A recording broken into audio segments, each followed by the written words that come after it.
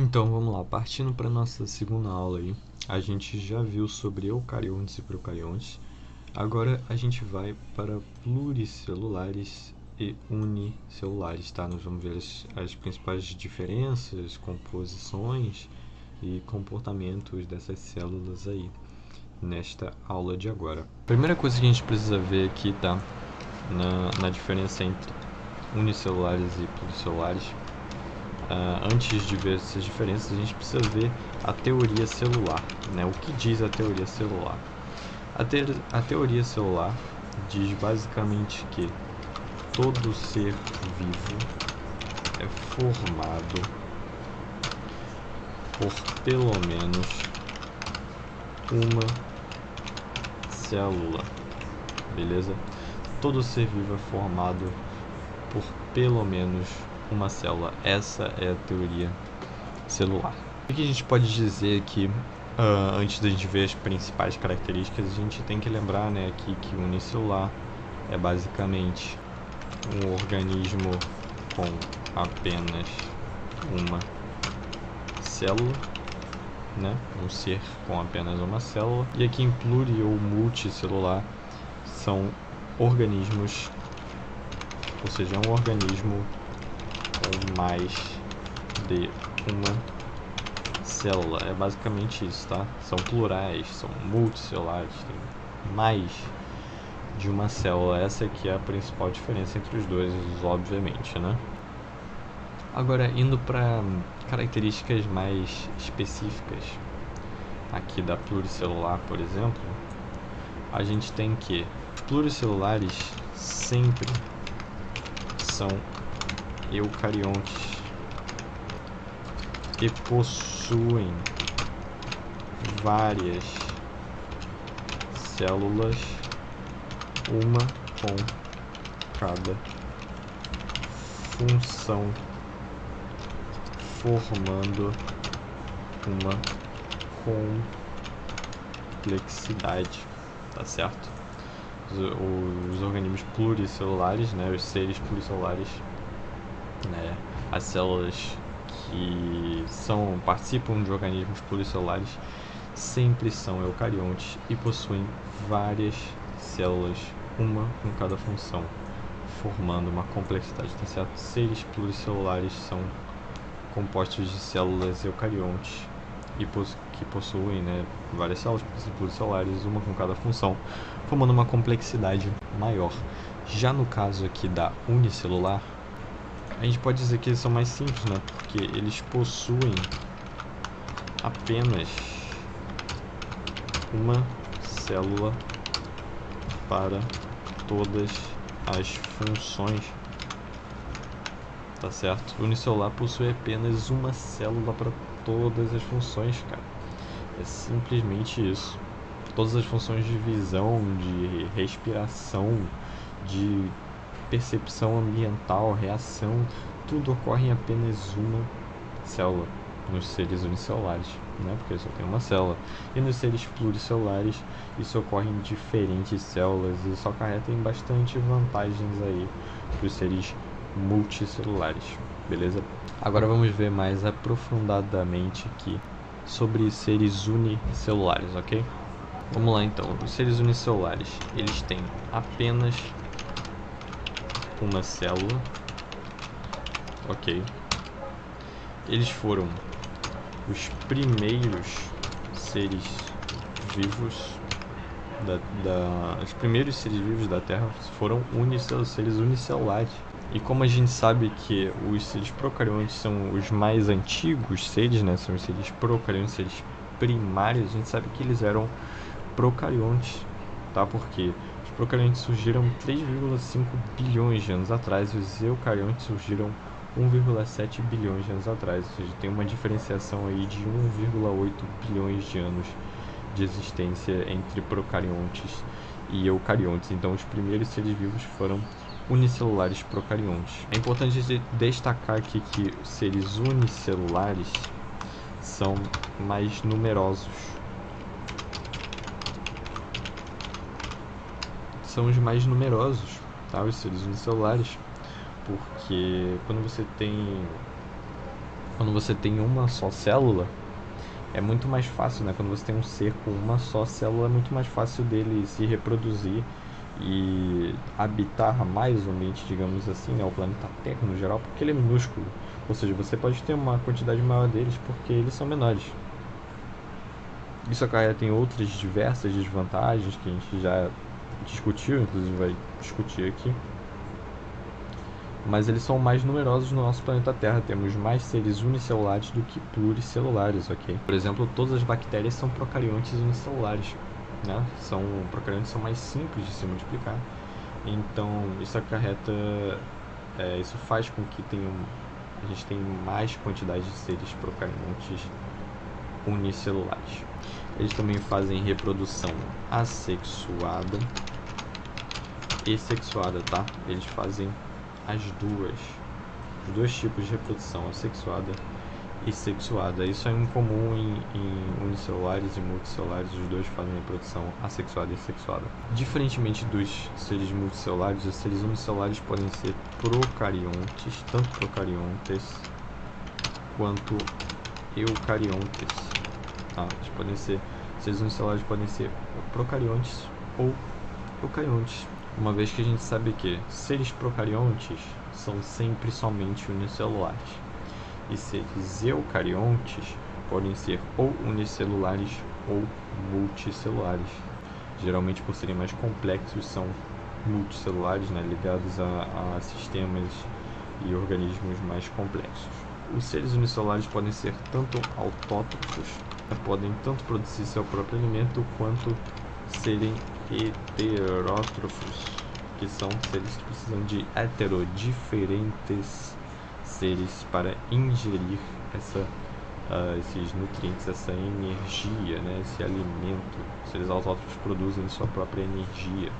Então, os seres unicelulares podem ser tanto autótrofos quanto heterótrofos. Basicamente, coisas aqui que podem variar nos seres unicelulares: eles podem tanto fazer reprodução assexuada quanto sexuada, podem tanto ser procariontes como eucariontes, e podem tanto ser autótrofos como heterótrofos, tá? Vocês vão ver que nos seres multicelulares isso é um pouquinho mais restrito, é um pouquinho mais diferente. Tendo aqui exemplos, tá? Vamos lá. Um exemplo de ser unicelular são as bactérias. Bactérias são grandes exemplos de seres unicelulares, tá? Temos também protozoários, tá? Protozoários são unicelulares eucariontes, tá? Todas as bactérias são procariontes e todos os protozoários são eucariontes. Vamos até destacar aqui: todas são unicelulares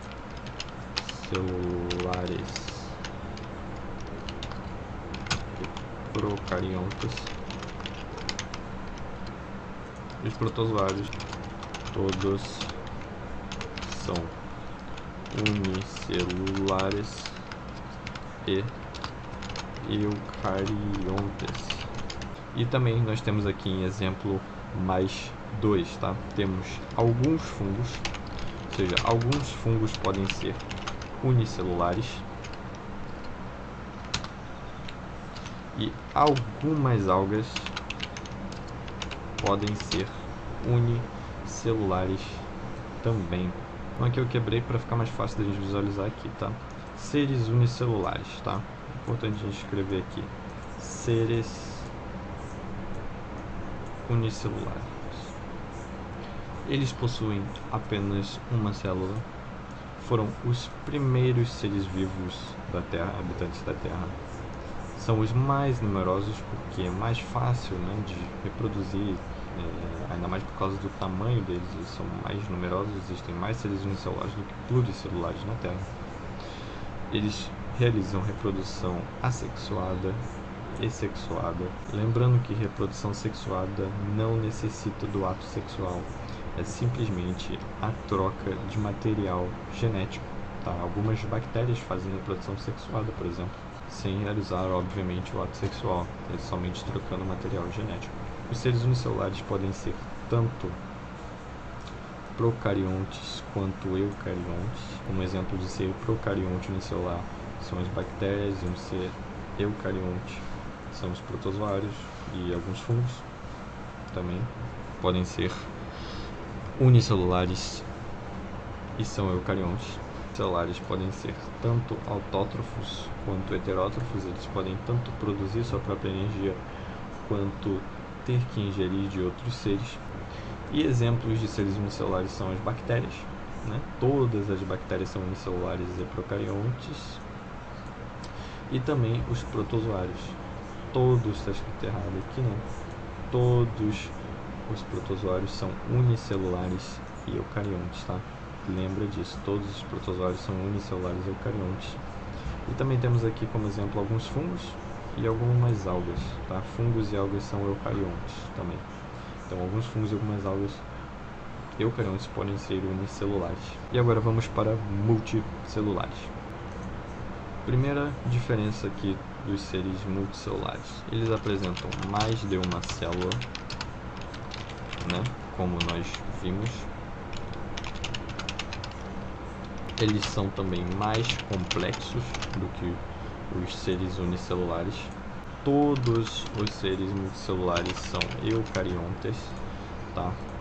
Todos os seres multicelulares são eucariontes. Por quê? Porque todos os seres unicelulares são procariontes, tá? É importante você gravar isso. Unicelulares e procariontes lembra de uma bactéria, tá? Não, e lembrando, importante, não é que todos os unicelulares são procariontes. Temos eucariontes unicelulares. São todos os procariontes são unicelulares. Então, todos os multicelulares são eucariontes, justamente por serem mais complexos, tá? Mas também existem eucariontes unicelulares. Como aí o exemplo de alguns fungos, um grande forte exemplo são os protozoários, que a gente mencionou, que são todos eucariontes unicelulares. E algumas algas também são unicelulares. Outra característica é que os seres multicelulares são mais derivados, né? O que significa quando a gente fala que eles são mais derivados? Significa que ocorreram mais modificações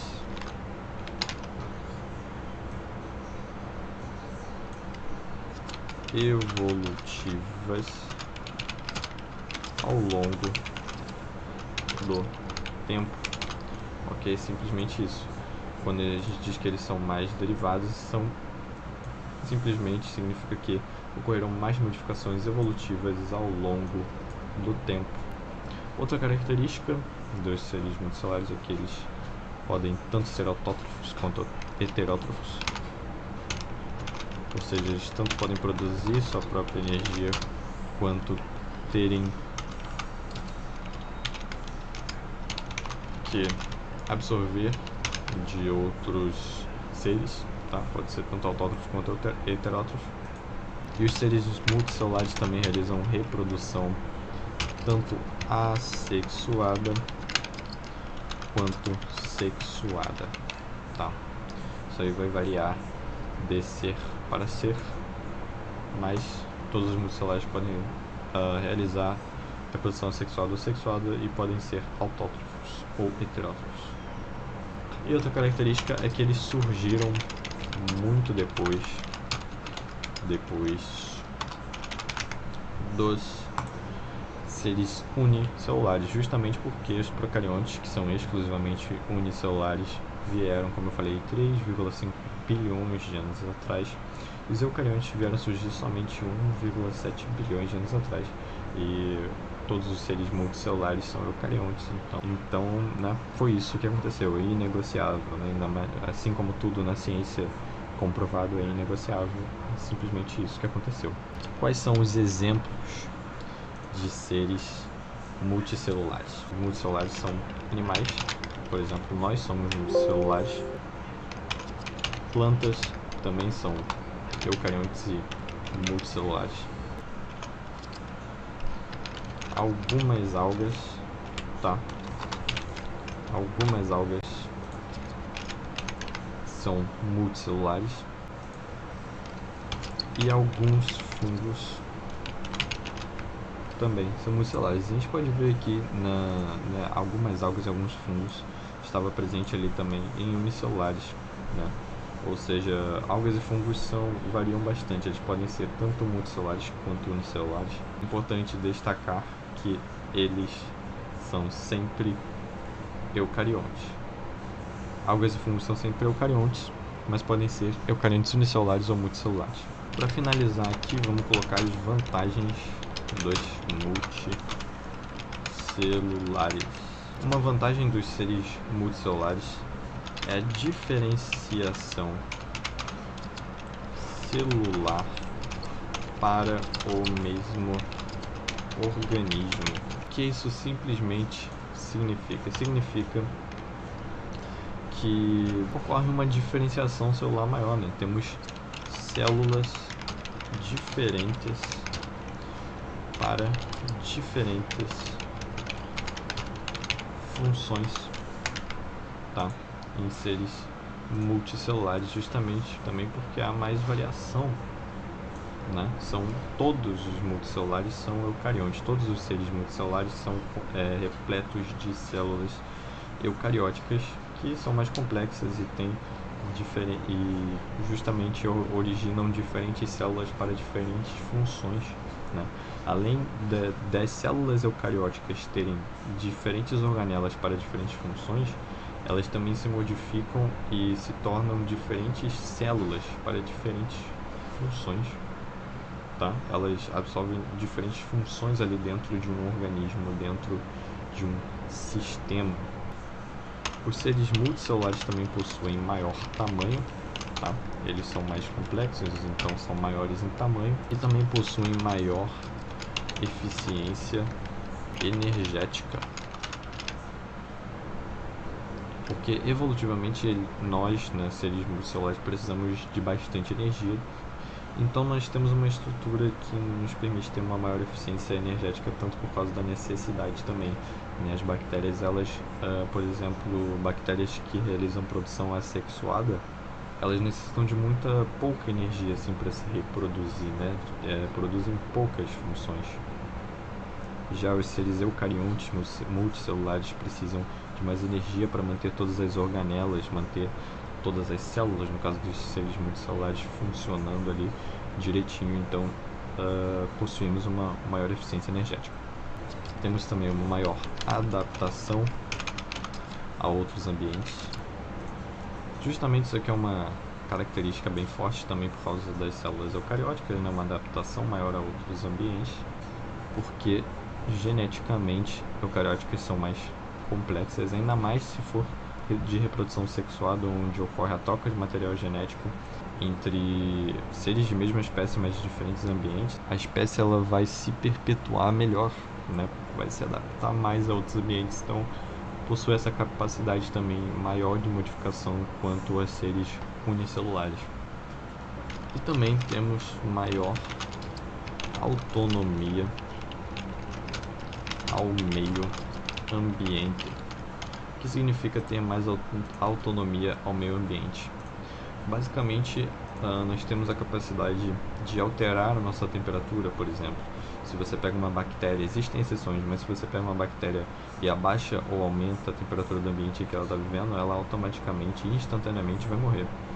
Já os seres multicelulares geralmente possuem maior autonomia ao meio ambiente, ou seja, quando a temperatura aumenta ou diminui, eles conseguem suportar melhor essa mudança, né?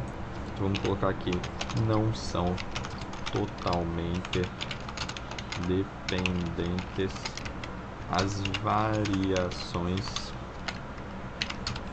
ambientais e conseguem suportar estas variações, né? Então não são totalmente dependentes das variações ambientais e conseguem suportar melhor estas variações, tá certo? Tem uma maior autonomia ao meio ambiente. Essa é outra vantagem dos multicelulares. Então assim nós finalizamos aqui unicelulares e multicelulares. Agora temos aí alguns outros tópicos, né, como autótrofos, heterótrofos e níveis de organização além de reprodução sexuada e assexuada.